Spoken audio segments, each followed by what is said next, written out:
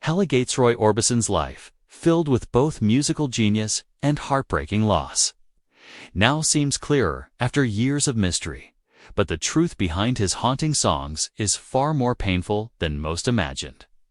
Born in 1936 in Texas, Roy grew up in a tough, working-class family. Despite the struggles, his parents encouraged his early passion for music.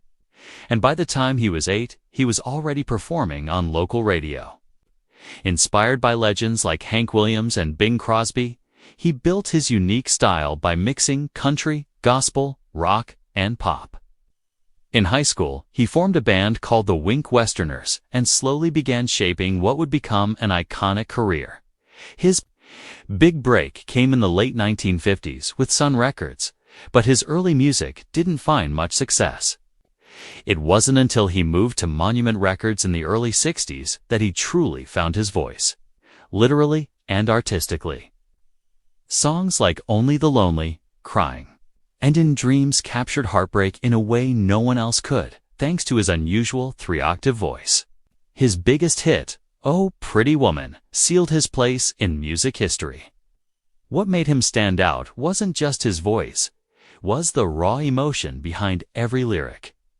While many singers of the time were celebrating freedom and rebellion, Roy sang of loneliness, shattered love, and deep sorrow. His dark clothing, emotionless expression, and ever-present sunglasses only added to his air of mystery. Though the 1970s saw a decline in his fame, the 1980s brought a strong comeback. Younger musicians like Bruce Springsteen and Bob Dylan honored him. And his duet That Lovin' You Feeling Again with Emmylou Harris won a Grammy. In 1988, he helped form the supergroup Traveling Wilburys with Dylan, Tom Petty, George Harrison, and Jeff Lynne. The collaboration was a hit and reintroduced Orbison's talent to a new generation. That same year, he was inducted into the Rock and Roll Hall of Fame, with Springsteen praising his voice as the pure sound of heartbreak.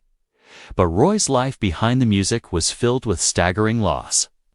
At 21, he married his teenage sweetheart, Claudette, and they had 3 sons. Their love story inspired many of his songs, but in 1966, Claudette died in a motorcycle crash shortly after they had reconciled following a separation. Just 2 years later, while Roy was on tour in England, a fire at his Tennessee home took the lives of his 2 eldest sons. Only his youngest, Wesley, survived. The back-to-back tragedies devastated him. He withdrew from the spotlight, overwhelmed by grief. His life took a hopeful turn in 1969 when he married Barbara Jacobs, a German-born music executive. She became a pillar of support, helping him rebuild personally and professionally. Together, they had 2 sons, Roy Jr. and Alex, who later played key roles in continuing his legacy after his death. Barbara remained his steady partner until the end and worked tirelessly to preserve his memory through posthumous releases and tributes. Years after his death in 1988, fans and researchers tried to piece together what really drove the sadness. In his songs, was it all just the result of personal tragedy, or was there something deeper? Recently unearthed journals, letters, and interviews with those who knew him suggest that Roy was hiding more pain than he ever let on. He had suffered from childhood trauma and underwent questionable medical procedures as a teen, sinus surgeries that may have altered his voice forever.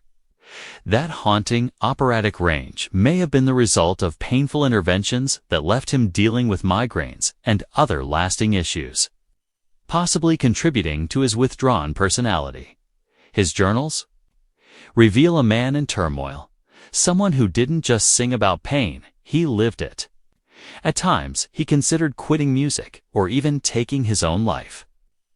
His iconic dark sunglasses weren't just for show, they helped him hide his suffering. Even during his successful final years, he was battling health issues and extreme fatigue. His comeback wasn't the joyful triumph fans imagined, it was a race against time. He knew his body was failing, and when he died of a heart attack at just 52, those closest to him weren't shocked. The truth behind Roy Orbison's legacy is bittersweet. He gave the world music that could express the deepest sadness in a way few others ever could. But that gift came from a place of real, ongoing pain. His music wasn't just art, was a form of survival, a cry for help wrapped in melodies that moved millions. The mystery of Roy Orbison may now be solved.